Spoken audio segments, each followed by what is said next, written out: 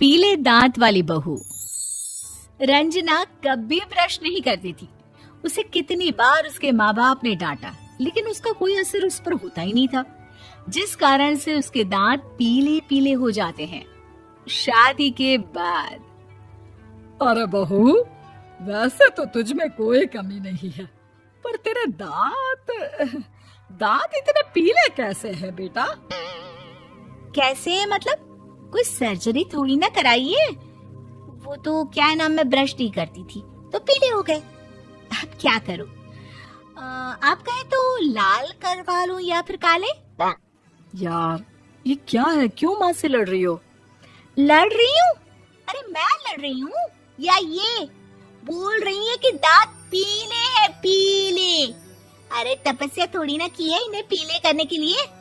बकायदा ब्रश नहीं किया है 20 साल तक, तब जाकर। छी, कैसी बात कर रही हो? ये उस वक्त तो पीले नहीं थे जब हम लोग तुम्हें देखने आए थे। अरे तब साफ करवा लिया होगा डेंटिस्ट के पास जाकर। अब देखो कैसे पीले पीले लग रहे हैं।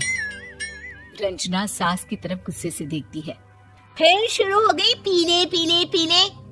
अरे पीले तो तब भी थे जब मेरे हाथ का रसगुल्ला उड़ा उड़ा कर खा रही थी और बोल रही थी, लड़की नहीं गुणों का खजाना दे रहे भाई साहब आप। खैर, अब वो लोग करते भी तो क्या करते, पीले दांत वाली बहू पल्ले पड़ी थी तो झेलना तो था ही। एक दिन कीर्तन में रंजना गाना गा रही थी। अरे कमला बहन, माँ का द्वार है, यहाँ तो सब शुद्ध होकर आते हैं, फिर अपनी बहू को ब्रश भी नहीं करवाती तुम। दूर से पीले पीले दांत भक्ति में बाधा उत्पन्न कर रहे हैं। अरे कोई 2 साल के बच्चे थोड़ी ना लेकर आई हूँ मैं बहू बनाकर। अच्छी खासी लड़की है, अरे कैसे करवाऊं ब्रश? ये तो उसे खुद करना चाहिए ना। अब माँ बाप तो इसके जैसे तैसे निपटा दिए, ये नहीं सोचा कि सास कैसे संभालेगी। सास बहू को लेकर घर आ जाती है, लेकिन सोच लेती है कि अब इसे लेकर कहीं नहीं जाएगी। अगले रोज बहू कहती है, अरे क्या हो गया, मंदिर नहीं जाना क्या? कीर्तन का वक्त हो रहा है। मेरी मधुर वाणी से कान्हा जी जागते हैं और सोते हैं। आप तो जानती है ना उनकी भक्ति में कितना मन लगता है मेरा। वो क्या है ना, तबीयत ठीक नहीं लग रही है मेरी, आराम करूंगी मैं। तबीयत ठीक नहीं लग रही? अभी तो मिथुन के गाने पर नाच रही थी आप, और अब बोल रही है कि तबीयत ठीक नहीं लग रही। अरे भक्ति में मन लगा लो सासू माँ, ऊपर जाना है, क्या मुंह दिखाओगी आप? हाँ? सास को बहू की बात पर गुस्सा आ जाता है। मैं क्या मुंह दिखाऊंगी, इसकी चिंता तो ना कर, समझी? अपने मुंह की चिंता कर, जो ये पीले पीले दांत लेकर हर जगह पहुंच जाती है। पता है लोग कितना मजाक बनाते हैं। ना जी ना, मैं नहीं जाना कहीं तेरे साथ। तो ये बात है। कोई ना, मत जाओ, मैं अपने कमरे में ही बैठकर भक्ति कर लूंगी। ऊपर वाला दांत थोड़ी ना देखता है, मन देखता है, भावना देखता है। और अरे बस बस, तू सब कुछ दिखा, बस ये सफेद चमकदार दांत ना दिखाना किसी को, है? जा यहाँ से। बहू को सास की बात का कोई फर्क नहीं पड़ता, वो तो जैसी थी वैसी ही रह जाती है। सुबह नहाकर किचन में खाना बनाना, फिर खाना खाना, कीर्तन भजन करना और सो जाना। एक दिन, माँ जी मैं सहेली के घर जा रही हूँ, शाम को लेट आऊंगी। हाँ हाँ तो जाना, मैंने कौन सा तेरी आरती करनी है घर पर बैठकर। रंजना सहेली के घर जाती है, जहाँ वो पार्टी में जाने की तैयारी कर रही होती है। अरे शिखा, कहाँ जाने की तैयारी कर रही है? मैं गलत वक्त पर आ गई क्या? अरे नहीं यार, उल्टा सही वक्त पर आ गया। मैंने ये साड़ी और ज्वेलरी निकाली है यार, शाम को इनके ऑफिस की एक पार्टी में जाना है। बताना कैसा लग रहा है ये सब?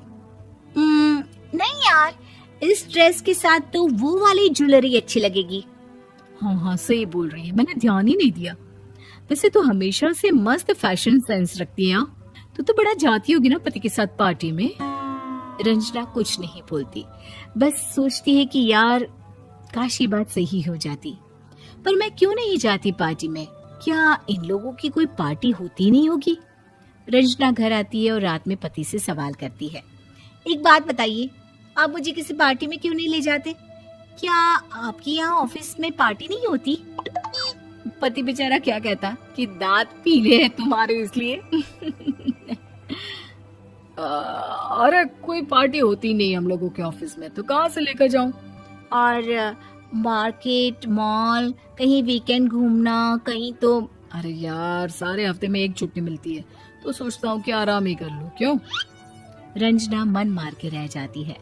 पहले कभी सास के साथ मंदिर जाया करती थी, लेकिन वो भी सास ने ले जाना बंद कर दिया। घर बैठी बैठी रंजना बोर हो जाती है। तभी उसे आइडिया आता है और वो मायके जाने का सोचती है। सासू माँ, 2 दिनों के लिए मम्मी के घर जा रही हूँ। अच्छा ठीक है, आराम से जा। और हाँ, माँ से कुछ अच्छी आदत सीख कर आना कि कैसे शरीर के हर भाग की तरह दांतों की सफाई भी जरूरी होती है, समझी? शुरू हो गई ना आप। वो लोग आपकी तरह नहीं है कि छोटी छोटी बात का बतंगड़ बना दे। उन लोगों के लिए मैं मायने रखती हूँ, ना कि मेरे पीले पीले दांत। रंजना माँ को बिना बताए उन लोगों को सरप्राइज देती है, लेकिन जैसे ही वो दरवाजे पर पहुंचती है, अंदर देखती है कि घर वाले कहीं जा रहे होते हैं। अब माँ, काश रंजना दीदी के दांतों वाली प्रॉब्लम नहीं होती, तो वो भी हम लोगों के साथ चलती ना बुआ जी की बेटी की शादी में। हाँ बेटा, लेकिन अब उसे कौन समझाए कि उसको उसके पीले दांत नहीं दिखते, लेकिन उसके आसपास के लोगों को कितना एम्बैरेसिंग फील कराते हैं। मुझे तो कितनी बार उसके स्कूल की टीचर ने शिकायत की कि उसके साथ कोई लड़की बैठना भी नहीं चाहती, और ना ही कॉलेज में कोई उससे बात करना चाहता था। लेकिन पता नहीं क्यों उसे ये बात समझ में ही नहीं आती। कोई कमी नहीं है उस लड़की में, बस यही कि दांत पीले हैं। वो तो भला हो जीजा जी और उनकी माँ का, जो दीदी को जैसी है वैसे ही रखा हुआ है। रंजना को अपने घर वालों की बात सुनकर बहुत दुख होता है। वो सोचती है कि वो क्या करे, लेकिन फिर वो सीधा डेंटिस्ट के पास जाती है, अपने दांत चमकाती है और कसम खाती है कि वो रोज ब्रश करेगी। अरे क्या हो गया? तुम तो 2 दिनों के लिए गई थी ना, पर कोई ना, अच्छा है, चलो आ गई तो। रंजना सास के सामने आकर खड़ी हो जाती है और पूरी स्माइल करती है, उसके चमकदार दांतों को दिखाती हुई। हैं? चले मंदिर? माँ, मुझे माफ कर दीजिए, मैंने आप लोगों को बहुत एम्बैरेसिंग फील करवाया। मैं आज से रोज ब्रश करूंगी।